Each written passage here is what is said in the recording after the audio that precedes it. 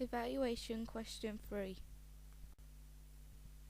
We received audience feedback from a variety of sources, from the surveys, the teacher feedback, social media, friends and from the artist himself.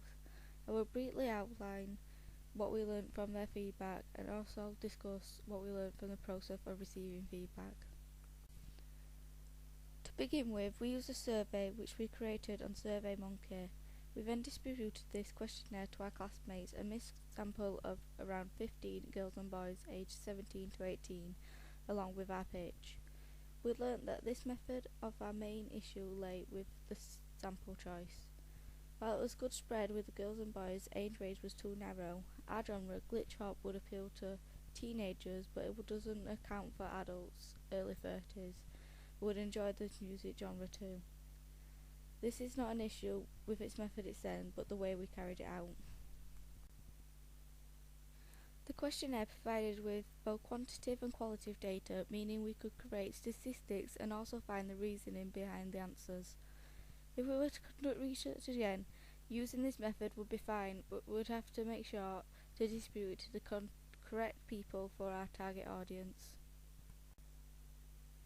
While we presented our pitch, we also received feedback from our teacher.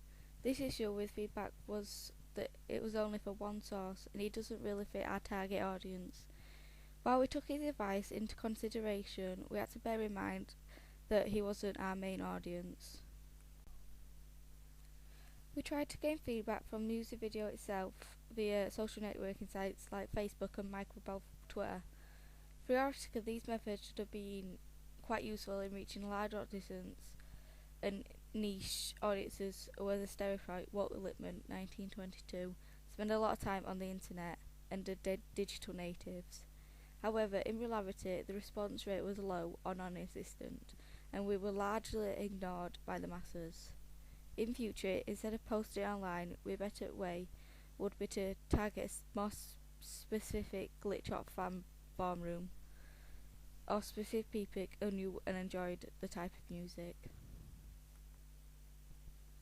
Although Credit isn't technically our audience, we managed to contact him via his Facebook page with a link to our product. He commented, "Nice job, I like the editing."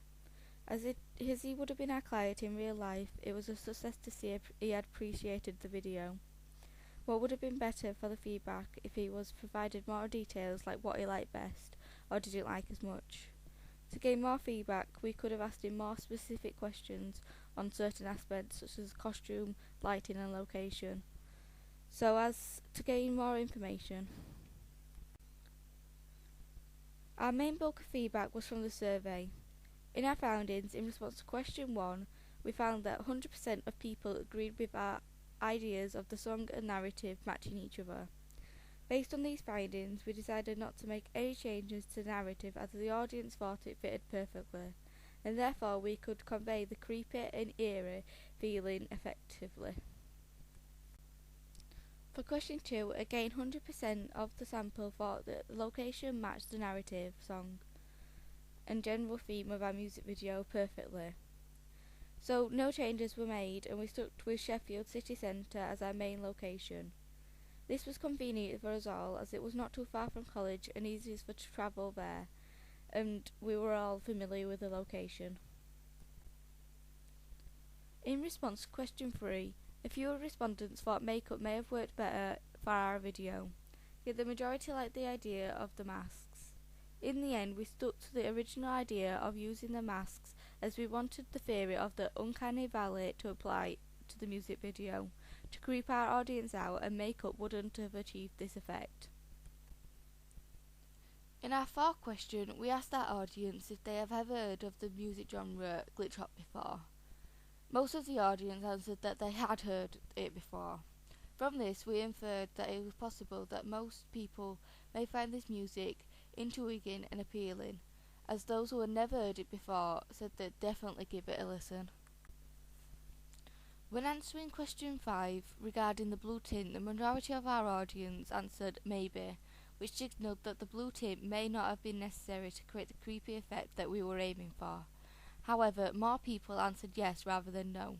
Therefore, we added the blue tint effect in the post-production stage, so as to make sure that the correct feelings transmitted to the audience. Furthermore, as the whole project was to create a video replicating the typical conventions of our music genre, we edited it as it was a common convention. In regards to question 6, all of our audience believed that the music should be distributed across the internet, with only a few arguing that for TV channels also. This is because glitch hop is quite new and quirky music genre, which isn't mainstream, therefore it probably would be featured on TV channels, as most of people haven't heard of it, don't listen to it. In response to feedback, we didn't make that many changes. Bearing in mind they weren't our primary target audience, we decided to rely more on research we had conducted through close textual analysis of glitch hop videos, rather than our audience feedback. We had found then from these methods that common themes ran through the videos were quite dark and creepy. They weren't light-hearted or performance-type videos, therefore we went with the idea of a complete narrative story, as we could not have asked our artist to perform, due to him being quite famous and American. The main issue overall with our audience's feedback was not the advice given back, but the people we distributed it to. Add-on was very niche, and our audience was very hard to locate and target. In the future, maybe targeting specific audience through glitch hop forum rooms would have been more successful, rather than distributing it to people of the same age group. Upon reflection, the overall process of conducting audience research was relatively easy and simple, especially with the technology available to us now. It was all conducted digitally through the internet, and responses were fast and easy to collaborate together. Distributing the surveys via SurveyMonkey was very efficient and easy to create, and also simple to share via emails and social networking.